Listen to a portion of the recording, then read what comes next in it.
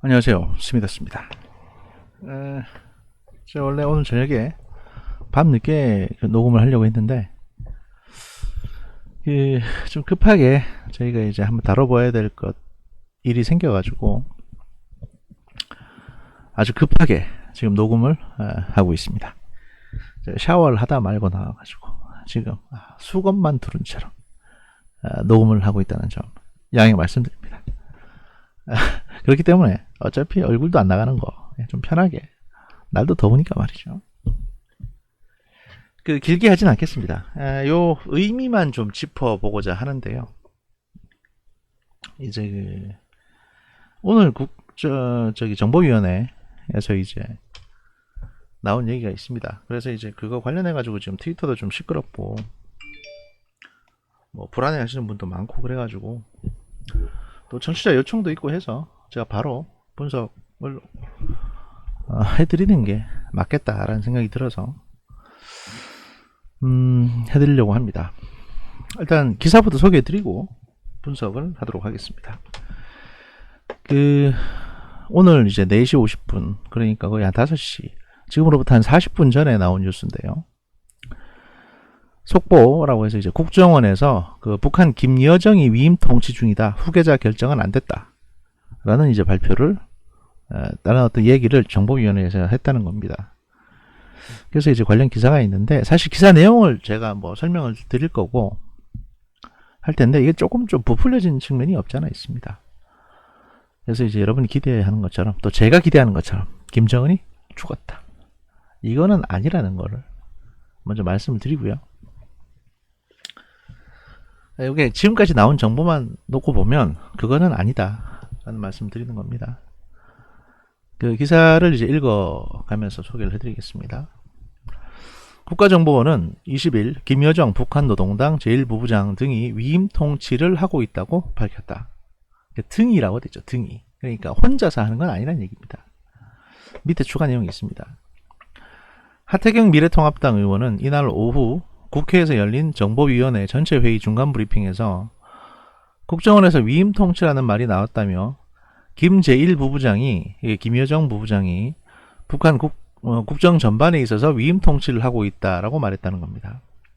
다만 후계 통치는 아니다. 그래서 후계자를 결정하지는 않았다라고 덧붙였습니다. 근데 사실 이것만 놓고 보면 죄송합니다. 국정원에서 이제 위임 통치라는 얘기를 한번 꺼냈고,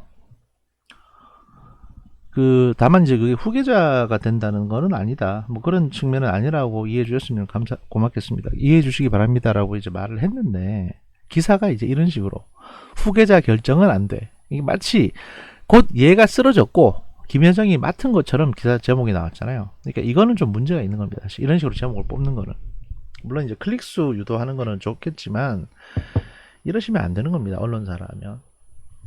계속 할게요. 또 하태경 의원은 김정은 위원장이 여전히 절대 권력을 행사하고 있지만 과거에 비해 조금씩 권한을 이양한 것이라며, 예를 들어 이제 김여정 제1부부장이 대남 대미 전략 보고를 받고 다시 김정은에게 올라가는 것이라고 설명했다. 이어 위임 통치는 김여정 제1부부장 1인만 하는 것이 아니다. 박봉주 당 부위원장, 김덕훈 내각총리는 경제 분야를 위임받았고 군사 분야는 당 군정지도부 최부일 부장, 전략무기개발은 당 중앙군사위 부위원장인 이병철 등이 위임을 받았다는 겁니다. 그러니까 위임을 김여정만 하는 게 아니라 이 사람들이 나눠서 지금 다 나눠받았다는 거죠. 그리고 이 위임 통치 이유에 대해서는 첫 번째는 통치 스트레스 경감이라고 되어 있고요. 김정은 위원장이 이제 9년 동안 통치를 하면서 스트레스가 많이 쌓였다. 이것도 뭐 이유는 그럴 수 있죠. 두 번째는 정책 실패 시에 김정은 위원장의 리스크가 너무 크다는 차원에서 책임 회피라고 이제 했습니다. 그래서 이제 이 문구만 뚝 봤을 때 북한의 특성을 잘 모르시는 분들은 김정은한테 건강상에 무슨 일이 생겼나 보다, 쓰러졌네, 뭐 이런. 저 같은 경우도 사실 이걸 처음 봤을 때 무슨 생각이 들었냐면, 4월 25일 날 내가 김정은 죽었다고 했지, 결국 내가 맞았네, 떡상이다 이거, 이러면서 이제 좋아했다가 가만 이게 문구를 보니까 좀 달라요 내용이. 그래서 이제 제 개인적인 바람은 접고 객관적인 측면에서 이 사안을 좀 보려는 건데요. 그럼 이제 이게 뭐 어떤 형태냐? 이게 사실 이렇게 이제 그 권한을 나눠주고 있지 않습니까? 이거는 저기 중국이나 소련에서 흔히 하던 짓입니다. 뭐냐면 그 공산당 중앙위원회 상무위원들이 쭉 있고 중국에도 그 상무위원들이 다 이제 군사, 경제, 뭐 산업, 보건 이 분야를 다 한 사람이 하나씩 맡고 있습니다. 시진핑은 이제 가장 위에서 이게 결정만 하는 역할을 하는 거죠. 보고받고 결정하고.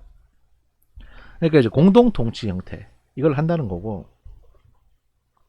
지금까지 9년 동안 김정은은 혼자서 다 결정을 해왔거든요. 거의 혼자서. 이거는 이제 왜 그랬냐 하면 일단 갑자기 김정일이 사망을 하고 이제 넘겨받은 상태인데 아시다시피 김정은 초기 3년 동안은 사람 무지하게 많이 죽어나갔습니다. 이거는 뭐냐면 김정은은 물려받은 사람이잖아요. 그런데 아시다시피 개국공신, 창업공신, 국가공신들이 수두룩 빽빽합니다. 김정은보다 다 경험 많고 심지어는 뭐 군사적인 업적도 있는 그런 애들이 김정은을 봤을 때 얼마나 우습게 봤겠습니까? 그러니까 그걸 극복하고 자기 사람을 심기 위해서는 9년 동안 모든 거를 직접 챙겨왔던 겁니다. 그러니까 자잘한 성과가 나도 그건 나의 업적이고 만약에 어떤 큰 문제가 발생하면 그거는 이 적폐놈들 9년 동안 이 아버지 밑에 있다가 이제 지금까지 이제 그 인민을 생각하지 않고 그 한 자리에 머물려고만 있으려 하는 그 적폐놈들의 잘못이고 이런 식으로 이제 계속 싸워오면서 자기 사람을 앉혀왔던 것이고요. 이제 그 소위 위임 통치라고 하는 김여정이나 다른 어떤 그 간부들에게 권한을 나눠줬다는 거는 김정은의 통치 시스템이 어느 정도 안정이 됐다. 이 통치 체제가 어느 정도 안정이 됐다는 것을 보여주는 예라고 보시면 되겠습니다. 그리고 이제 시스템으로 돌아가게 한다는 거죠. 또 한 가지는 이제 올해 4월 며칠 날 김정은이 건강 이상이 있었던 건 사실 같습니다. 그 복수에 여러 가지 이제 그 첩보들이 들어오는데 그런 첩보들을 다 포괄해 보면 심근경색으로 쓰러졌다. 그다음에 뇌졸중, 소위 말해서 이제 중풍을 맞아서 쓰러졌다. 하여튼 뭘 맞아서 쓰러졌다는 얘기들이 자꾸 중복해서 들어오거든요. 저 정도 최고의 이제 몸집을 봤을 때 심근경색이라고 한다면 바로 옆에 측근들이 붙어 있으니까 심근경색으로 쓰러졌어도 응급처치해가지고 바로 약 먹이고 스탠스 수술하고 이렇게 되면 간신히 회복은 해줄 수 있을 겁니다. 그런데 이제 여러분 제 주변에도 그런 분이 한 분 계셔서 제가 아는데 젊은 나이에 그렇게 한번 쓰러지잖아요. 그러면 처음에는 그냥 툴툴 털고 일어납니다. 별거 아니겠지라고 생각을 하는데 생각하면 생각할수록 자꾸 머릿속이 복잡해지는 거예요. 그게 한 3개월 걸립니다. 내가 갑자기 죽으면 우리 가족은 어떻게 되지? 내가 갑자기 죽으면 이 나라는 어떻게 되지? 남한이나 중국이나 미국이 북한을 가만 놔둘까? 오만 생각이 다 들 겁니다. 그 다음에 이제 불안감이 밀려오기 시작합니다. 그래서 밤에 잠도 제대로 못 잤을 테고 심근경색 같은 경우에는 밤에 갑자기 또 죽을 수가 있으니까 이제 맥박 재는 거 모든 어떤 그 심전도 기기를 어느 정도는 작게 만들어서 이제 부착을 하고 의료진이 상시 24시간 대기된 상태에서 한 3개월을 지냈을 거란 말입니다. 그러다 보면 이제 처음에는 패닉 상태에 있다가 그 다음엔 점점 제정신이 돌아오면서 그러면 국가 시스템을 운영하는 것도 조금은 좀 시스템화 할 필요가 있겠다. 그러니까 내가 갑자기 죽더라도 이제 어떤 그 업무 인수인계가 업무를 진행하는 게 자연스럽게 진행이 될 수 있도록 담당자들을 정해서 맡겨놓는 게 좋을 수도 있겠다는 생각이 들게 된 거죠. 왜냐하면 왜 이런 생각이 드냐면요. 모든 권한을 김정은 혼자 가지고 있다가 갑자기 죽지 않습니까? 그러면 어디서 어떤 군 지도자가 내가 김정은 위원장의 유훈을 받았다고 가짜 유언장을 내세워가지고 뒤집어 엎을지 모르는 상황입니다. 북한 같은 소위 권위주의 사회는. 그게 공상 같지만 사실 12.12나 12.6 사건 때도 그런 일이 우리나라에서도 일어날 뻔 했었습니다. 실제로 일어났고요, 또. 그러니까 어느 정도 어떤 군사 분야는 누가 책임지는 거야. 군사 분야 또 전략 무기 개발은 누구한테 물어보면 돼라는 식의 어떤 그 담당자가 정해져 있고 시스템화가 되게 되면 사실 최고 지도자를 뭐 암살하는 시도가 생길지도 않을 테고, 최고 지도자가 갑자기 쓰러지더라도 이게 안정적으로 국가 통치를 할 수 있게 되는 거죠. 그래서 이제 김정은의 시스템이, 김정은의 체제가 또 김정은의 권력이 어느 정도 안정화됐다고 판단을 했기 때문에 그렇게 이제 이런 시스템을 마련하는 거. 이게 첫 번째 이유가 이게 있고요. 두 번째 이유는 뭐냐면, 여기서 말하는 것처럼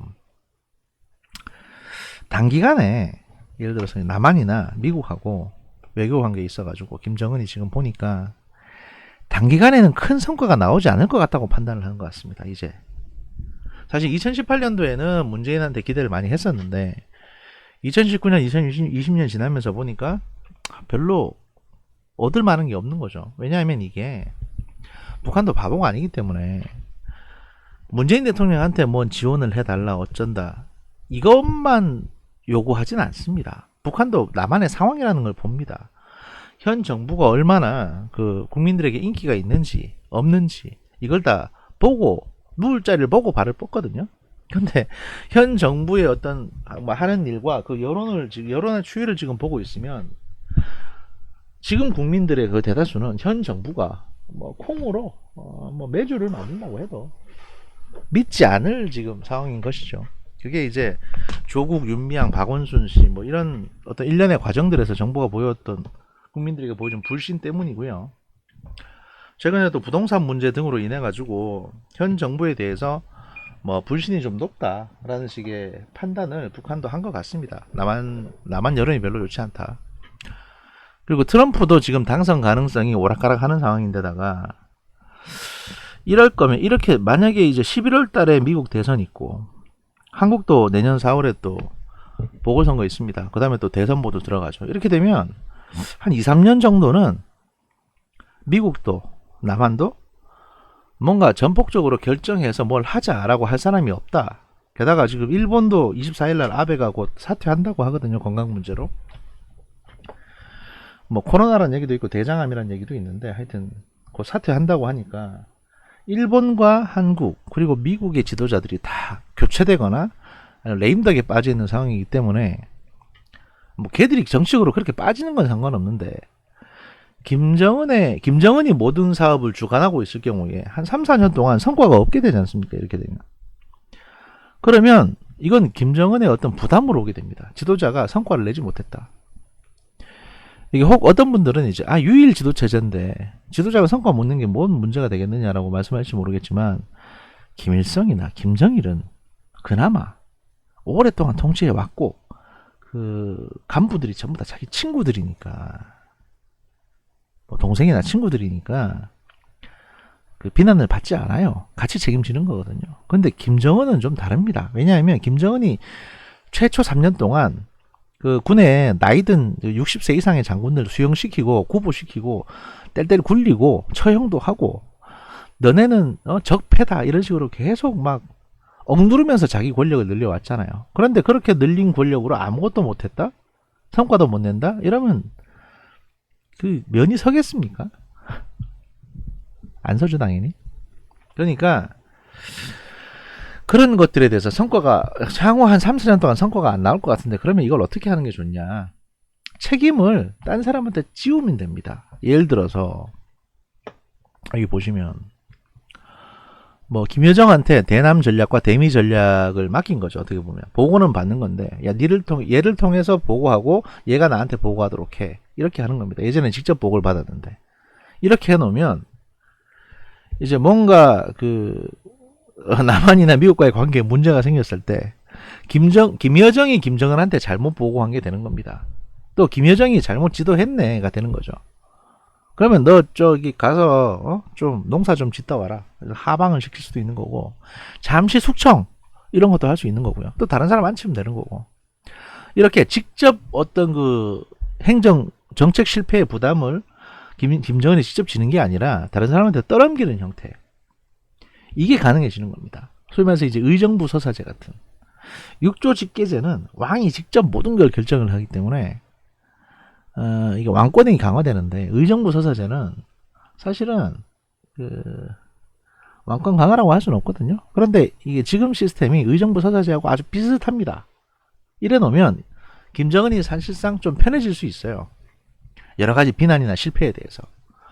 그리고 가만히 있다가 갑자기 튀어나와서, 그러니까 뭐냐면 이제 내각 책임제 하에서의 왕 같은 존재, 입헌 군주제의 왕 같은 존재죠. 태국 국왕이 가장 큰 예일 텐데, 뭐 정치 뭐 맡겨갖고 원래 결정은 자기가 하지만 뭔가 혼란스러울 때 갑자기 튀어나와서 혼자서 이제 결단 내리고 정리해버리는.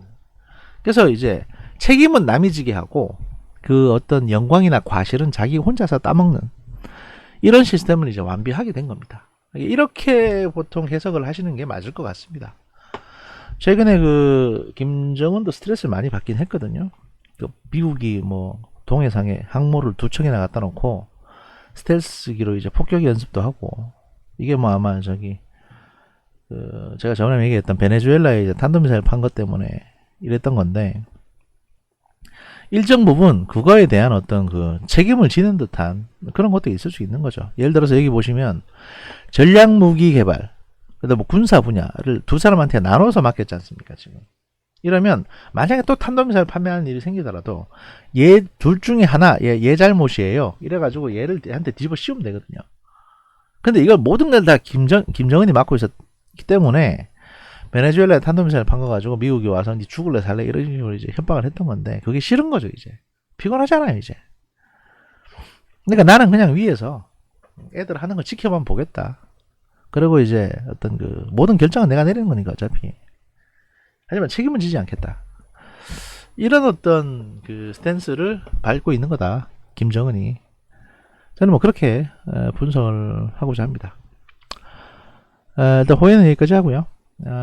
제가 조금 있다가 정식 버전을 녹음을 해가지고 다시 올리도록 하겠습니다. 감사합니다.